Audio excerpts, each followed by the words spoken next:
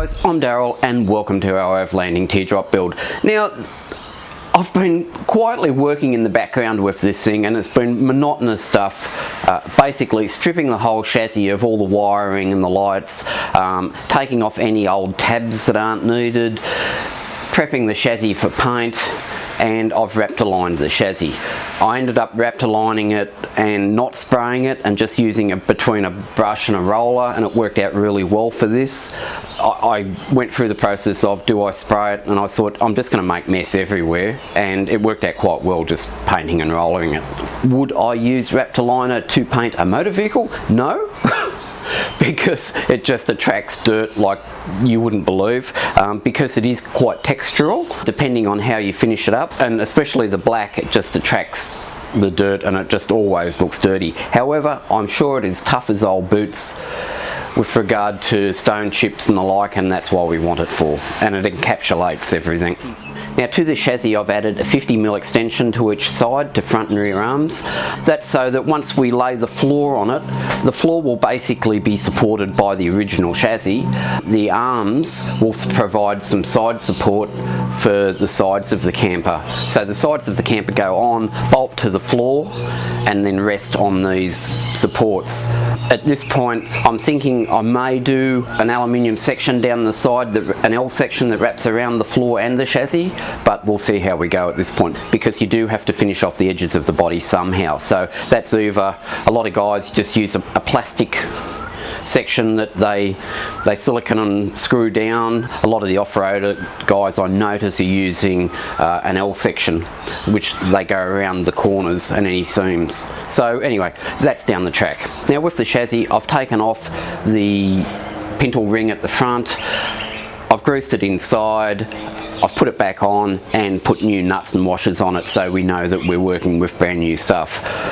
I've also taken off the original slide support for the front and put a jockey wheel on it. It's an off-road jockey wheel by Alco, and I've had to source some quite large 100mm U-bolts to attach that to the front chassis. I originally sort of welding a plate on, which a lot of guys do, but came across this and it seems to be as good as welding it on. So at the moment, that's how it is. Later on, if we need to weld on a plate, we'll see how we go, but I can't see it because they tighten up really nice on it. We've also cut out the floor. The floor and the side walls will be of a 17mm maroon ply. The floor, I've also painted the base of it with an asphalt paint.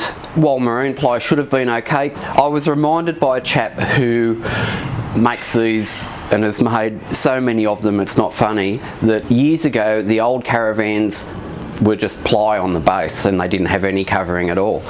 And they lasted for donkey's years. They're still getting around. By putting an asphalt coating on the base, you're providing some protection for the maroon ply.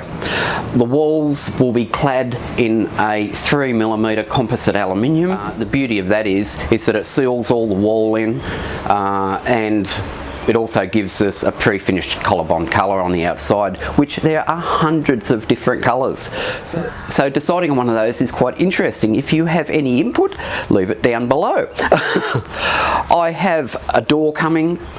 We're going to run one door on this because I wanted to mount some stuff on the other side of the camper.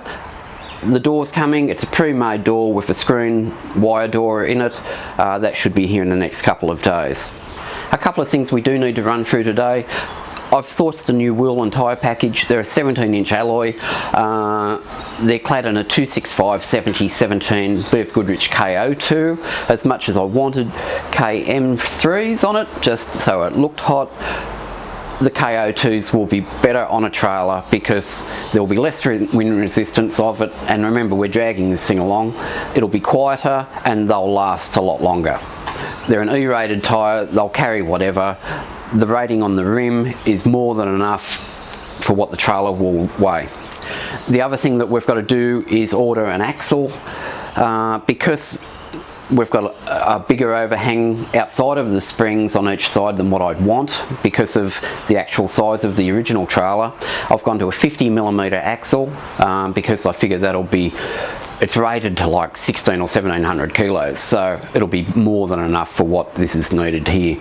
To get the width, we need to work out what our body is in front of the tyre, My body is 1400 millimeters wide. That's made up of the floor and both sides and the 3 millimeter composite panel on each side. Add to that the back spacing of your tyre. To get back spacing, lay the tyre down on its face, put a straight edge across the back of the tyre and measure from that straight edge down to the mating face that goes against the hub of the vehicle, of the trailer. You then need a gap between the wheel and tyre package and the body, anywhere between 35 and 50 millimeters, depending on how much wheel travel you have. I figure 40 millimeters will be more than sufficient.